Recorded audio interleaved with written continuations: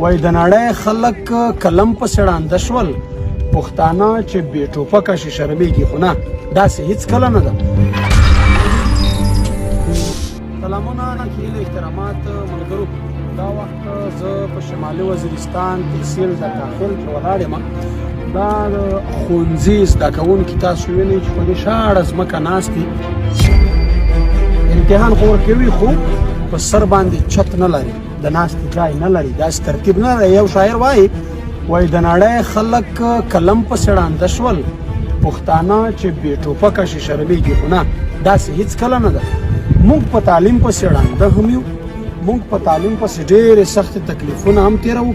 یعنې زموږ د تعلیم او د ژوند د ترقۍ د امن سره تر ټولو لوی او ژوندی ثبوت دغه په کاڼو او په دښتو کې ناست ماشومان دي چې دوی دا وخت د خپل ټولګي د زده کړو امتحان ورکوي.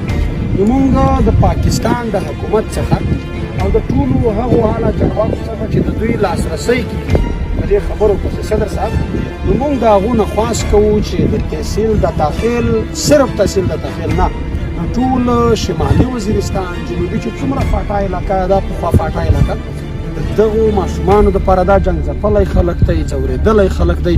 دوی په تعلیم پسې واقعا ړندېږي، دا یې ژوندی ثبوت دی. دوی د ژوند د تعلیم د ترقۍ د امن پرمختګ سره مینه لري، خو د دوی سره داسې وسایل، داسې سیستم بدبختانه نه دی ترتیب شوی چې دوی په هغه کې په ښه لیول زده کړې وکړي او په ښه لیول خپله هغه تعلیمي لړۍ سرته ورسوي یا یې دوامداره وساتي.